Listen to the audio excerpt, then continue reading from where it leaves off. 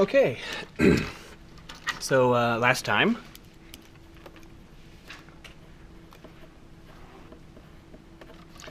we talked about the quadratic formula, which is a formula to to solve quadratic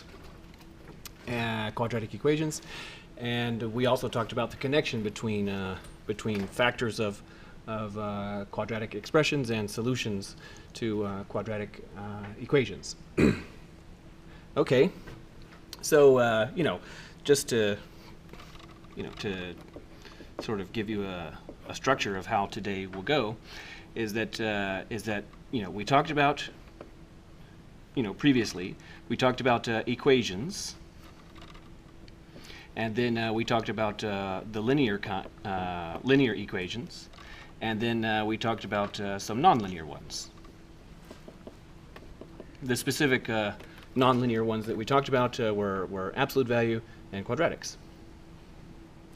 So today we're going to begin talking about inequalities.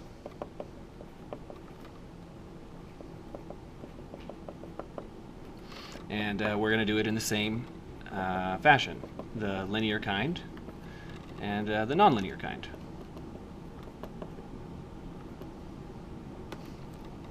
All right.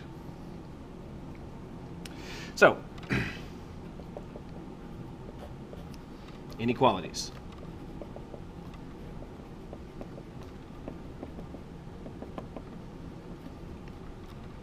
So, in the first place, these are all things that you already know. So, less than, greater than, less or equal, greater or equal. So those mean exactly what you already know them to mean. There's nothing new about them. However, there might be something that is a little bit weird, but probably not that weird now that we've done equations. So back weeks ago, I wrote something down like this: 13 equal 14, and then I asked, "Is this an equation?" And a great many said no, and then I said, "No, it actually is." So it's an equation, but if you look at this and say, no, that's not an equation, then in some sense what you really mean is that, yeah, it's an equation, but its value is false. Okay. Similarly, I can write this down and say, how about 13 less than 14? So is this an inequality? Yes? What's its value? True. Okay. How about 13 greater than 14? Is that an inequality? Yes. What's its value? False. So, we plotted, not plotted. Concerning equations, we were interested in finding equations in one variable. We were interested in finding all the inputs that make the equation true. Okay, and we're going to be interested in the same thing for inequalities now. All right. So in order to make it work, we need some operations. We need to know what operations are valid. So for now, we'll restrict ourselves to more or less the following cases. So suppose that we have an inequality, a less than b. And understand that in this context, I don't mean that I don't mean to imply that this is false or true. It's just an inequality. Maybe it's false. Maybe it's true.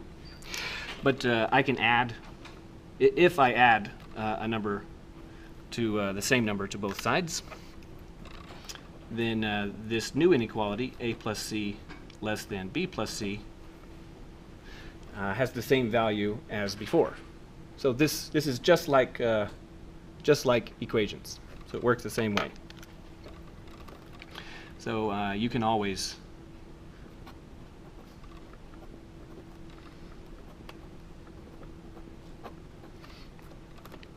add c to both sides.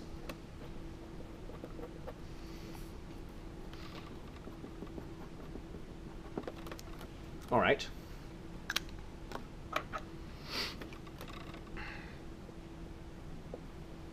So when we were doing equations, the next thing that we did was we wanted to multiply. So given an inequality, let's see what happens if we multiply both sides by c. Well, when we were dealing with equations, almost every c was allowed, but something had to be disallowed. So what was not allowed? C is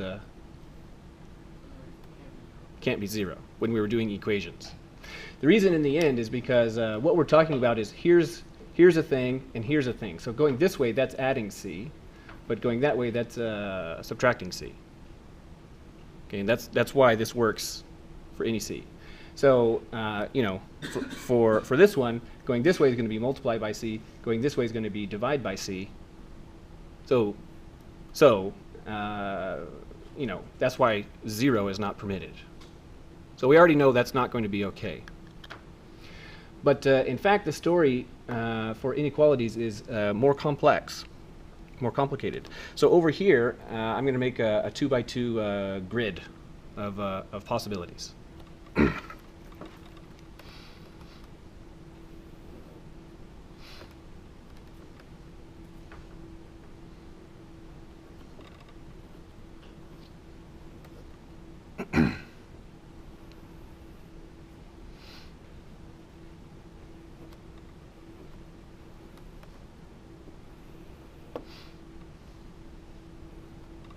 All right. So specifically, we're going to start, and this one is that we're going to have an inequality which is false.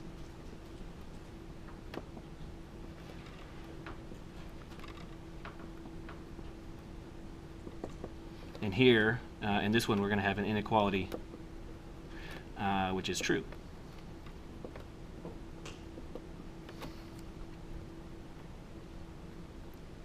And then so that's going to be be that.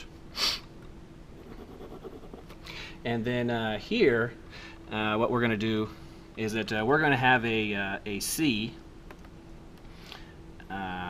which is negative. So c is negative, and here we're going to have a c which is positive. All right. So these 4 possibilities. So I'm going to start out on the bottom row. So an inequality that is false. So how about I don't know, 14 less than 13. So that's false.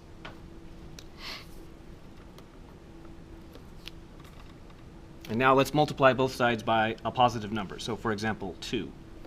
So multiply both sides by 2. And the inequality reads 28 less than 26. So how about this new inequality, false or true? It's false. So false to false. That's good. So we like it when we do an operation and it doesn't change the logical value. That's good. All right. Now let's have in this column an inequality that is true. So how about 13 less than 14? So that's true. And let's multiply by 2.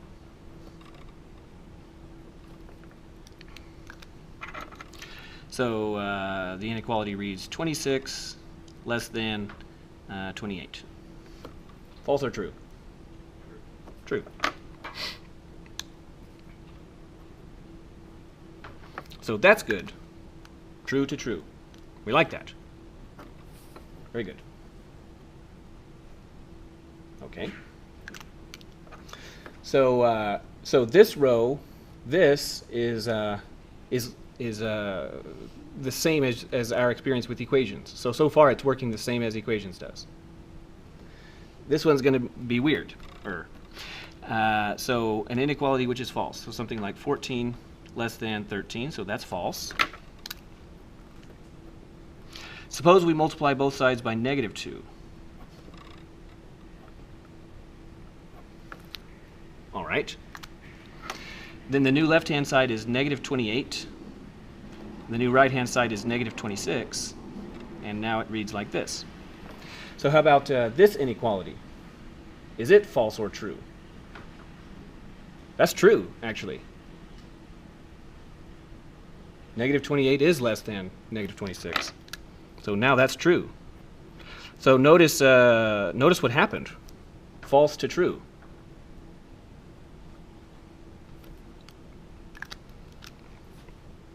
You know, so this is shocking. Multiplying by negative 2, you know, messed it up for us. All right. So now let's start with an inequality which is true. 13 less than 14. Multiply both sides by negative 2. So this is true.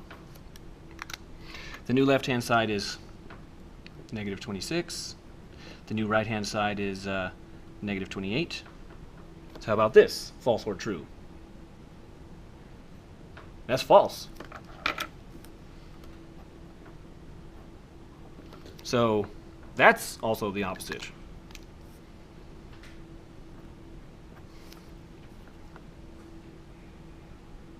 So it turns out that here's the actual rule. Is that when you multiply by both sides by a negative, the inequality is flipped. The inequality's value is flipped from false to true or from true to false. So the rule is going to depend on the value that you're multiplying by. So we're going to do one thing when c is negative, and we're going to do a different thing when c is positive.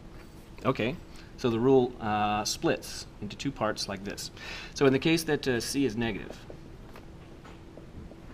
then our rule is going to look like this. A less than b, and we're going to multiply both sides by c.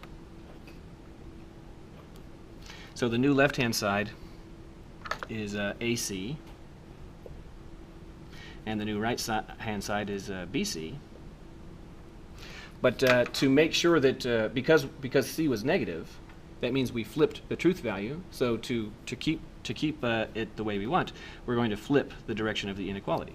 So notice that that's a flip.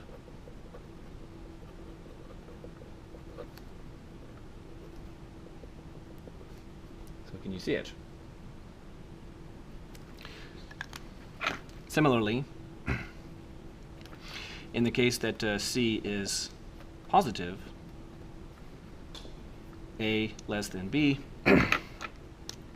and then we multiply both sides by c. The new left-hand side is AC, the new right-hand side is BC, and we keep the direction of the inequality.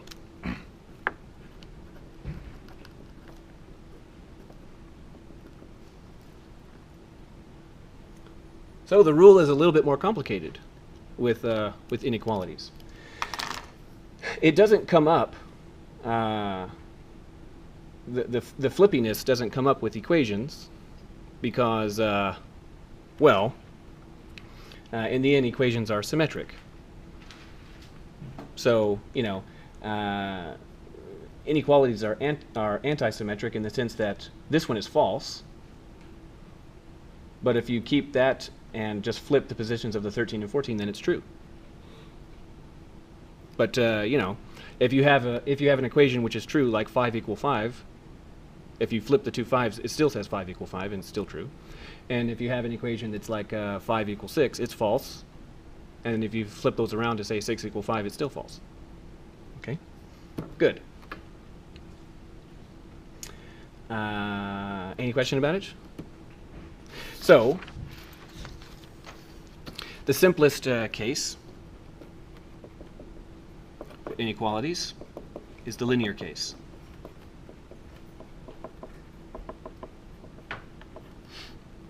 So given mx plus b less than c. Now there's four inequality symbols: less than, greater than, less or equal, greater or equal. But I'm just going to write one of them on the page. We're just going to write one page. I'm not going to write 4 different pages, one for each one. So given this, we can look at it from the algebraic point of view.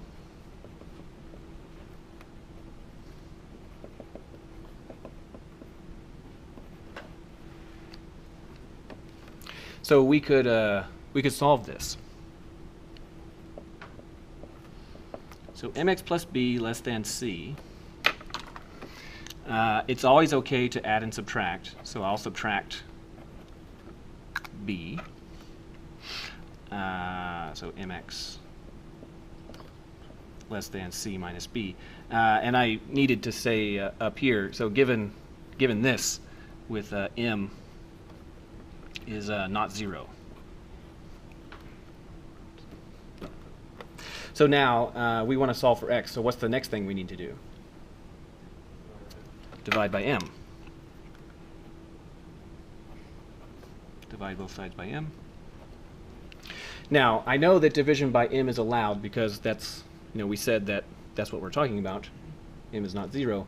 But what actually is going to end up happening depends now on m. So if m is negative, that inequality needs to flip.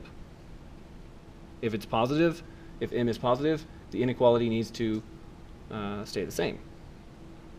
All right. So let's go through those two possibilities. So one possibility, so when m is negative, then it would look like this. So mx less than c minus b,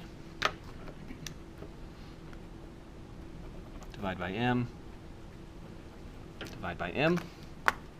So it would look like the new left-hand side would be just x, the new right-hand side would be c minus b over m. But because we're saying that m is some negative number, that means that this flips to that way. All right. So then if we were to plot this on a number line, then it would look like this. So I could mark the point c minus b over m. And then, what would we need to shade in order to plot this? So like if I'm covering up a 2, and that's a 2, so it's saying x more than 2, so what do I need to shade? The stuff to the right. So this stuff.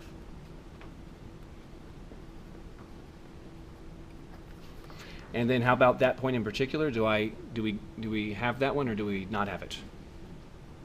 We don't have it because it says greater than. So how could I change the exercise so that we would need to fill in that point? Yeah, up here I could say less or equal. Okay. The other possibility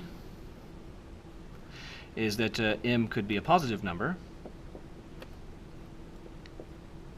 In that case, it looks like mx less than c minus b. So now divide by m.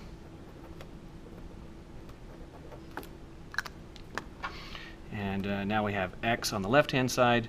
We have c minus b over m on the right-hand side. And because m is a positive number, the inequality is direction is preserved. Like that. And if we plot it on the number line, c minus b over m, then now what do we shade? Well, instead of everything to the right, we do everything to the left.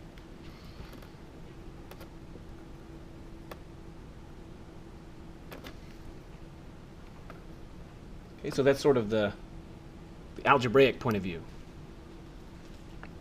Solving inequalities, linear inequalities. So now the geometric point of view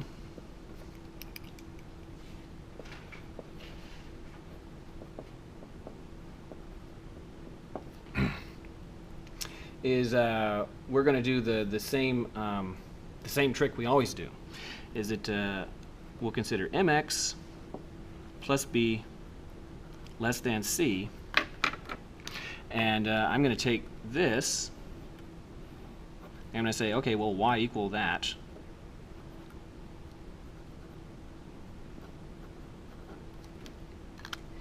And I'm going to take this and y equal that.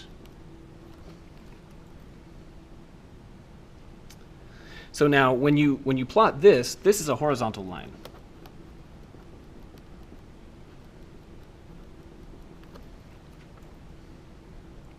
And when you plot this one, this is a sloped line.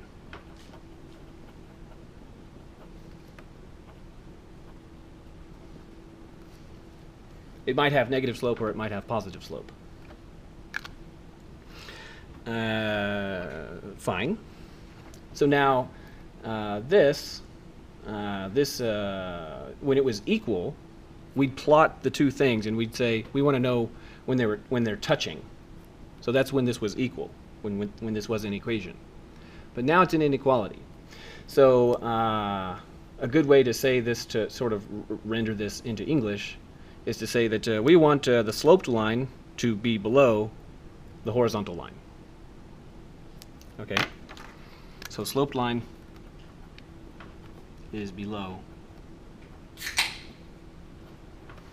that. Okay, and again, there's two possibilities. One when m is negative and one when m is positive.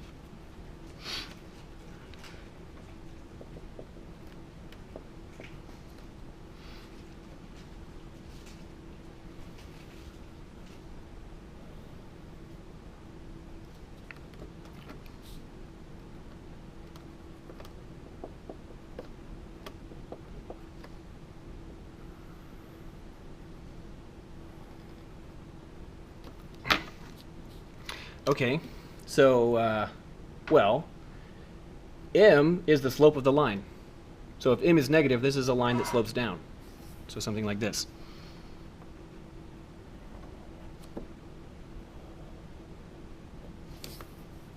So something like that. Whereas if m is positive, this one over here would be some kind of line that slopes up.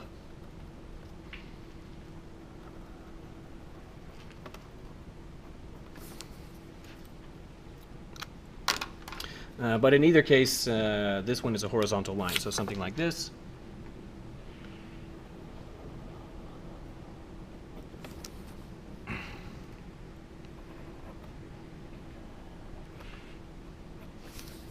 All right.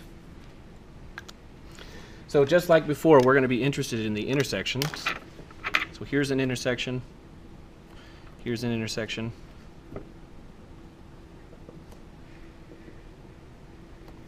Okay, and what we are looking for is the x values where the sloped line is below the horizontal line. All right, so here's an x value right there.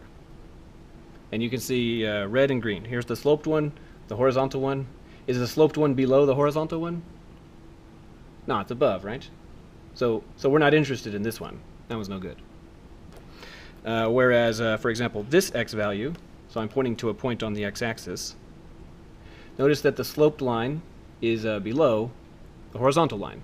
So red below green. Red below green, red below green, red below green, red below green, red below green. Oh, now they're touching. So red's not below green anymore.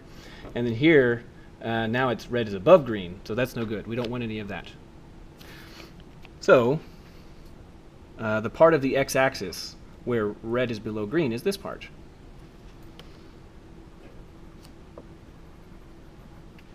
And it's not below right there, it's just touching.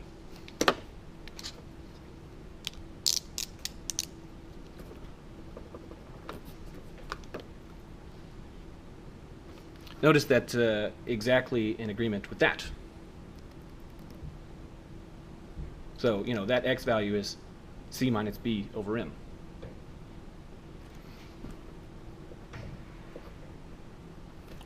Similarly, we want red below green, or if you like, sloped line below horizontal line. So here it is. So the sloped line is below the horizontal line everywhere in here. But over here, now the sloped line is above. So we don't want any of these points. We want these ones over here. And similarly, this one will be open.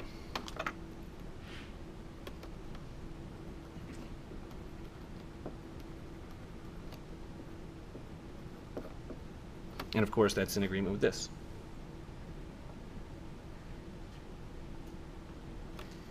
Any question about this idea? And then, you know, you can imagine, like I said, there's 4 inequality symbols: less than, greater than, less or equal, greater or equal. You can imagine I just you know, take a new page, copy paste, and then change this to less or equal, and then all these other things would have an or equal, and then I have to fill in the dots. Fill, fill, fill, fill. Right? Okay. So here's a typical example. Or, well, first we need a little piece here. So, remark.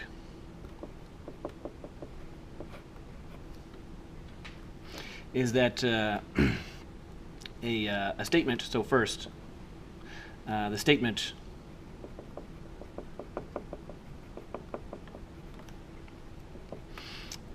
A less than X less than B. So that statement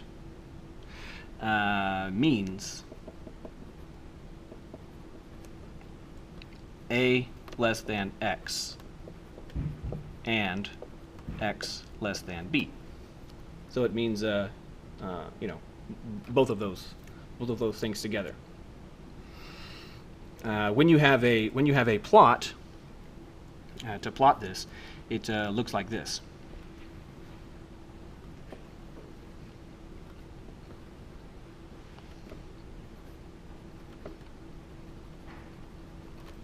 So notice that that's just one piece, because you know, it has to be two things. So on the one hand, all of this stuff here is greater than A. So all of it is greater than A. And all of this stuff over here is less than B. So all of it. But only the stuff between A and B has both of those, this one and that one. So what this is you can sort of think that this is just a nice short way to write this one. So like this, you know, this is shorter to write than that one. So we like that one.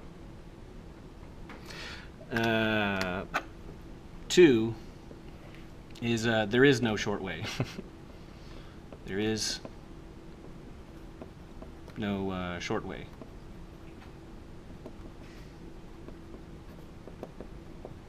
For or. When you change that and to an or. The reason is because if you write if the statement is like this, X less than A or X more than B, X less than A or X more than B, then the plot looks like this. So now you have an A and you have a B. So this part is shaded and that part is shaded. And notice that it's two different pieces. So the fact that it's two different pieces means more or less that we can't write it in this nice compact way. All right. So that being said,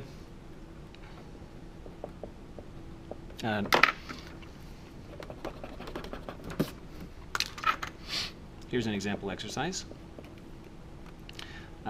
So given something like what? Negative 3 less or equal 2x minus 1 less than 2. So given that, that inequality there, so the first request is for you to solve. All right. So I'm just copying it down. So negative 3 less or equal 2x minus 1 less than 2. So remember that what this means, it means two inequalities. It means that one and that one. So if we wanted to solve this, you can think of it like this. If it was just that inequality, what would you want to do? You'd want to add 1 if it was just that one. And if it was just that one, what would you want to do? Add 1. So then what we'll do is we'll add 1, but instead of adding 1 to both sides, we're going to add 1 to all positions. So add 1, add 1, add 1. So now it reads negative 2 less or equal 2x less than 3. All right. Now what?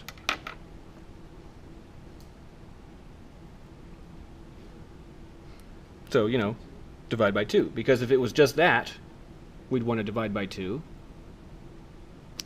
And if it was just that, we'd want to divide by 2.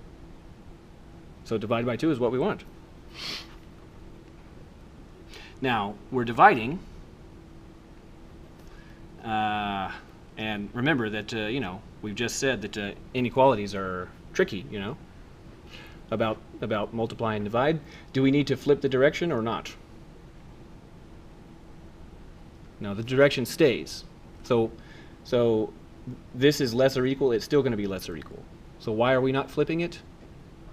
Yeah, because we're dividing by a positive number. If we were dividing by negative 2, we'd want to flip it. All right.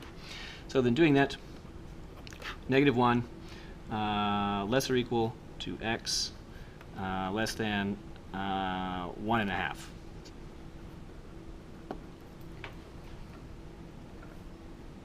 All right. Then let's suppose that the instructions say give it as an interval and as a plot.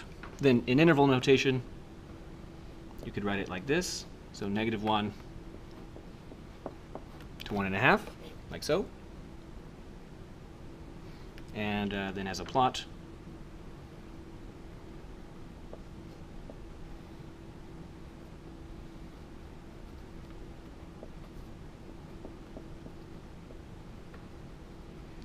like so.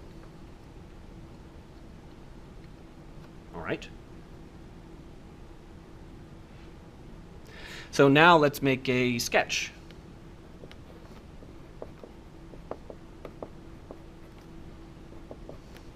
So specifically, just like when we were talking about this page right here, where we said, let's take an inequality, and then we'll do y equal that bit, and y equal that bit.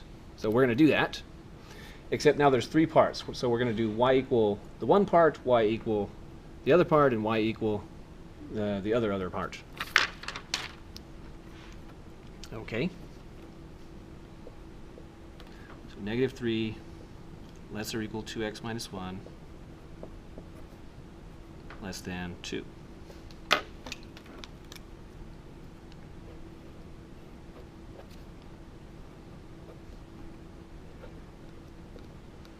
Y equal negative 3. This is a horizontal line.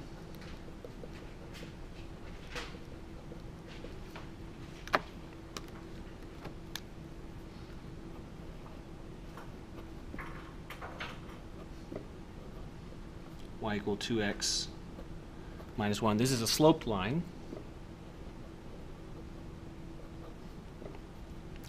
And because we know all that there is to know about lines, you can tell me, what's the slope of this line? Slope 2. And moreover, you can tell me its y-intercept. What's its y-intercept? Negative 1. So the y-intercept,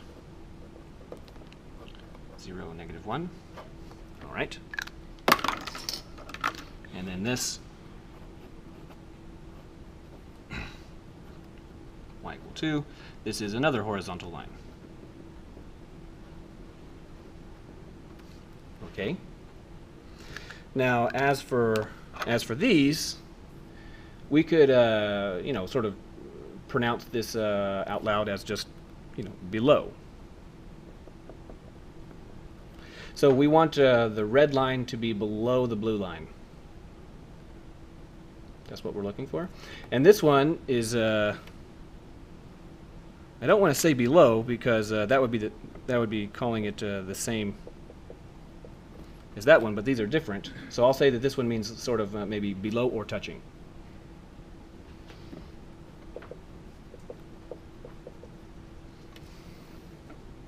Okay, so let's, now that we sort of have a plan there, let's make a sketch.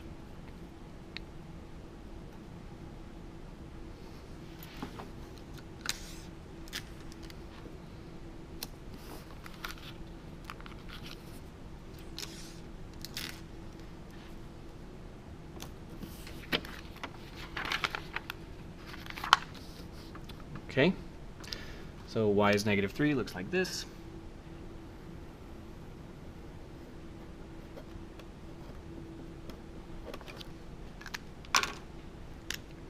Y is 2, like this. So that's the easy ones.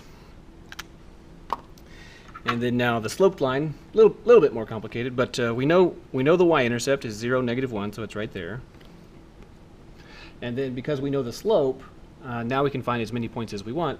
Because the slope is 2, and slope is rise over run. We know that we go up 2 and over 1. So there's a point, there's a point, there's a point, and we can do the same thing but going this way. There's a point, there's a point. So then now we can connect the dots.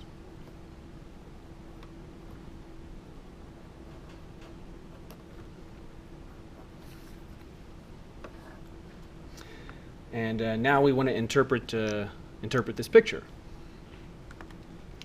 So, you know, I'll say it like this: green. So it's green below red and red below green. So one way to say that all together is that we want the sloped line. We want that to be between the horizontal lines. So that's what we're looking for. All right. So here's an example. So that x value right there. So notice that the sloped line, the red, is below both of them. So it's not between them. We want the red to be in here. So we don't want that point right there. But for example, that point, notice that the red is now in between the two. So it's above the green, and it's below the blue. So it's in the right place. So still is yes, yes, yes, yes, yes, and then no over here, right? Because now the red is above the two. So can you see the condition we're looking for? So the intersections of these are, you know, again, always of interest.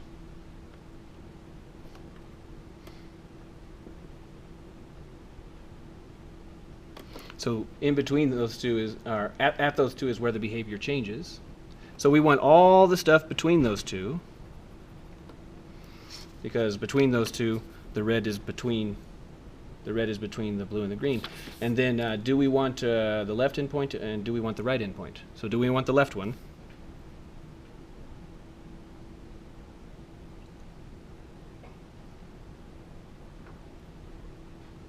Yeah, we do want it. Why do we want it? Because it says below or touching, or if you like, less or equal.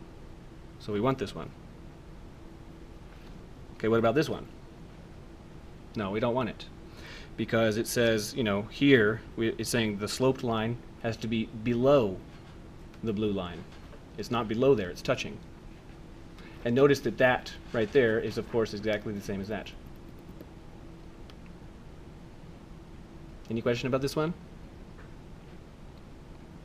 All right. Next. So just like so now we're going to do a nonlinear case.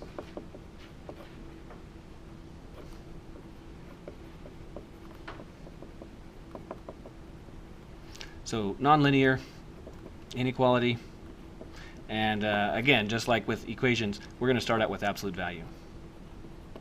And the main idea, the thing that sort of governs all the insight, is that absolute value is shaped like a V. But we have to break it into two cases. So the first case we're going to consider less than. So specifically we're going to consider absolute x less than c. All right. And we're going to use the same trick we always do, and that is that I'm going to take this and consider y as absolute x. I'm going to take this one and consider y as c. And just like with equations, there were three possibilities. Here there are three possibilities.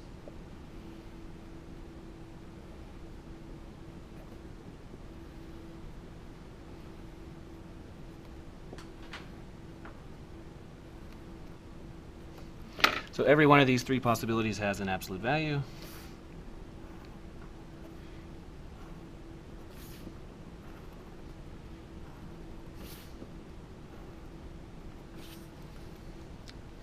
And then the possibilities are how high is that green line?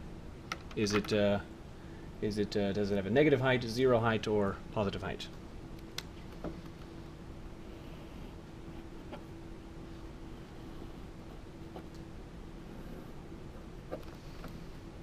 And we're, of course, as usual, interested in the intersections.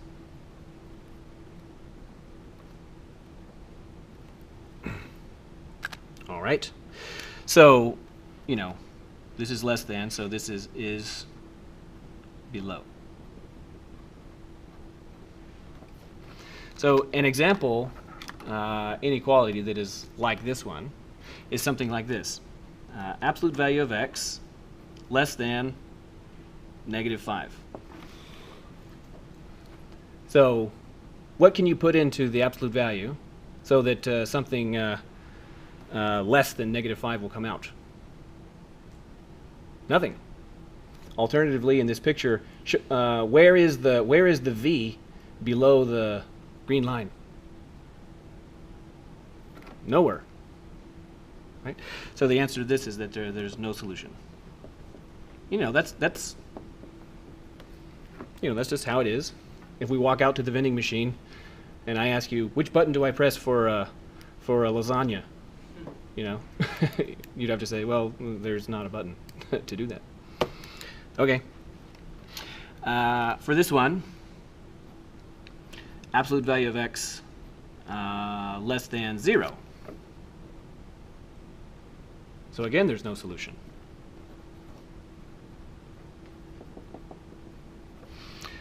This one is the one that's interesting. Absolute value of x less than 5.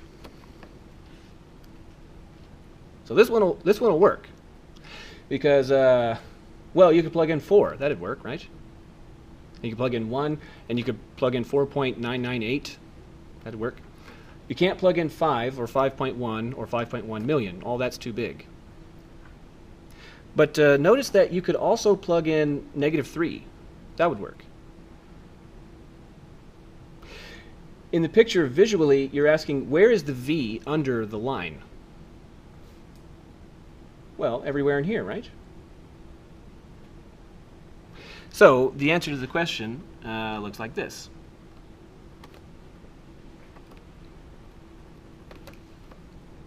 So it's all that stuff. And because in the picture that's C, this would be C and this would be -C.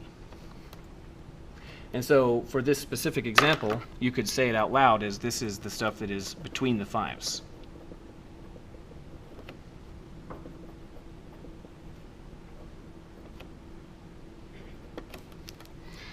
So algebraically, the way that you proceed is you say, well, I've got by between the 5s, I mean there's two 5s, the negative one and the positive one.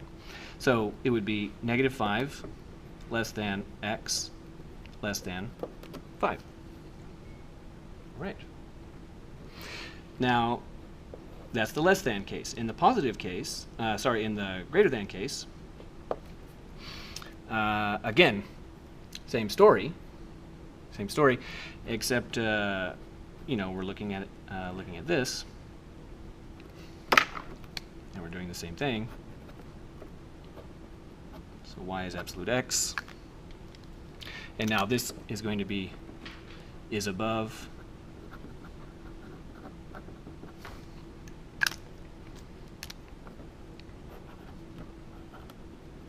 y is c, and there's 3 possibilities.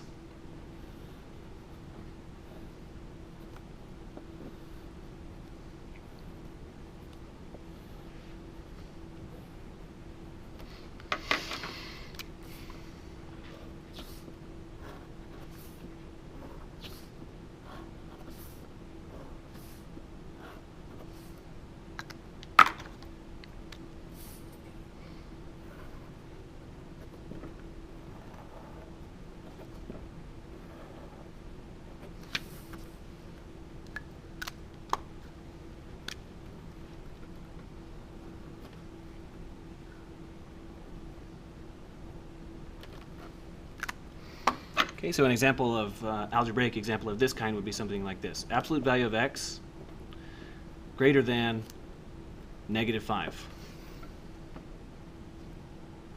So what could you put into the absolute value so that something more than negative 5 will come out? Anything at all, right? No matter what you put in there. Any number you put in there is going to be more than the output's going to be more than negative 5. So, you know, here for this one, the answer was there is no x. But for this one, the answer is every x. Every x works. And then, you know, you could say, as an interval, you could say negative infinity to infinity, like that. Here, now it's absolute value of x more than 0. And again, you're asking, where is the v above the line? Well, everywhere except there. So now it's all x except x equals 0, and you could write that in interval notation like this.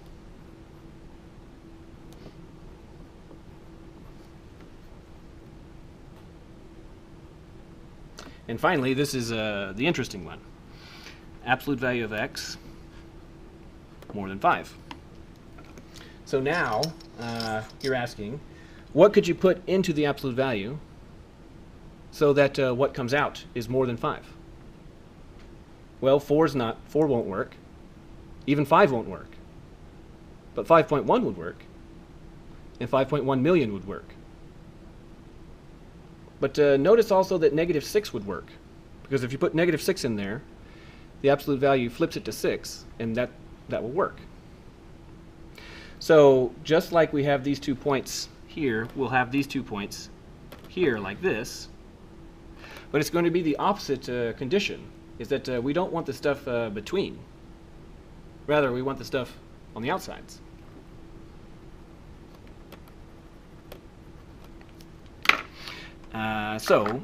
You know, you could say that this is the stuff outside the 5s. So the algebraic step is you have to split this into 2 parts. You have to split it into x on the one hand could be less than negative 5, and on the other hand, x could be greater than 5. So, last 10 seconds, because we're out of time. Notice that these 2 are the interesting ones, when the v and the horizontal line intersect. These are like the interesting case. The thing historically that students get mixed up is you know, is it going to be this kind or this kind? And historically speaking, it seems that students want to say it's always this kind, and they want to not ever consider that it could be this kind. And I would guess, my suspicion is that this way is just shorter to write. So, you know, and this way is longer, so you just sort of maybe have a preference for this. I understand that preference. But in the end, this one cannot be written in a shorter way, because that's two disconnected pieces. So you can't write this any more compactly. All right, so I hope you all have a wonderful weekend.